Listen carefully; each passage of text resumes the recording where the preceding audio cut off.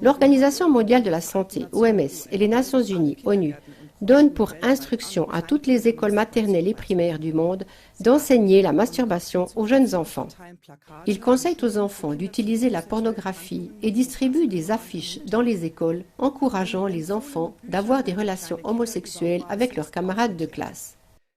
Des livres recommandés expliquent aux jeunes enfants ce qu'est la sexualité orale.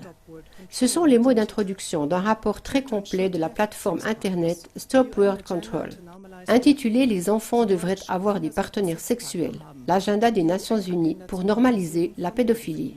Ce rapport fortement résumé par CLA-TV ci-dessous fournit des preuves concluantes de la manière dont les programmes susmentionnés font partie d'une opération internationale visant à normaliser la pédophilie. Le document Standard pour l'éducation sexuelle en Europe, publié par l'OMS, contient les instructions suivantes pour les écoles maternelles et primaires. Les enfants de 0 à 4 ans doivent apprendre la masturbation et développer un intérêt pour leur propre corps et celui des autres. Les enfants de 4 à 6 ans doivent apprendre la masturbation, à être encouragés à exprimer leurs besoins et leurs désirs sexuels. Les enfants âgés de 6 à 9 ans doivent être informés sur les rapports sexuels, la pornographie en ligne, l'amour en cachette et l'autostimulation. Les enfants âgés de 9 à 12 ans doivent faire leurs premières expériences sexuelles et apprendre à utiliser la pornographie en ligne. L'OMS donne pour instruction aux enseignants du monde entier d'expliquer aux enfants de 9 ans comment avoir leur premier rapport sexuel, comment faire l'expérience de relations sexuelles grâce à Internet et au téléphone portable et comment apprendre différentes techniques sexuelles. Chers téléspectateurs, vous avez bien entendu. En fait, il s'agit d'enfants qui ont à peine appris à lasser leurs chaussures tout seuls ou qui jouent encore avec leur cuisine de poupée. Dans un prochain document publié par les Nations Unies, le titre sera Guide technique international sur l'éducation de la sexualité.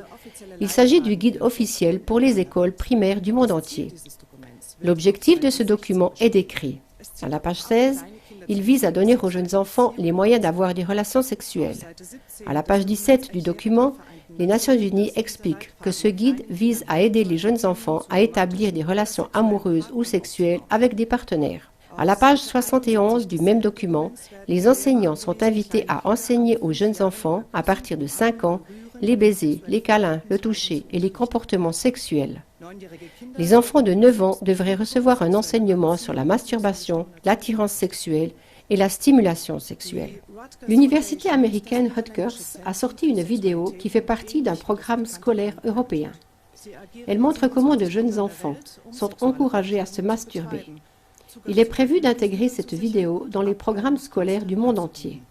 Aux Pays-Bas, les directives de l'OMS et de l'ONU sont déjà appliquées par Rutgers. Les informations ci-dessous montrent que Rutgers a toujours été à la pointe du mouvement pédophile mondial.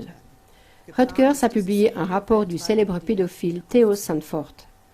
Ils ont collaboré avec la fondation Fritz Bernard, psychologue clinicien, sexologue, activiste gay et pédophile aux Pays-Bas, membre et auteur principal de la Société néerlandaise pour la réforme sexuelle, fondateur du premier mouvement pédophile combatif, qui possédait une vaste collection de pornographie enfantine.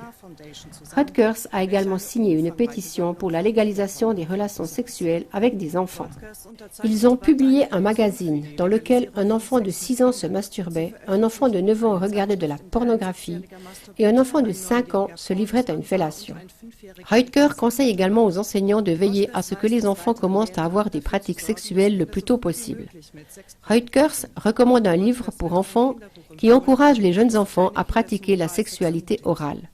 Le programme scolaire de Rutgers pour les écoles primaires stipule que les jeunes enfants doivent tout savoir sur le plaisir, l'excitation physique et l'intimité.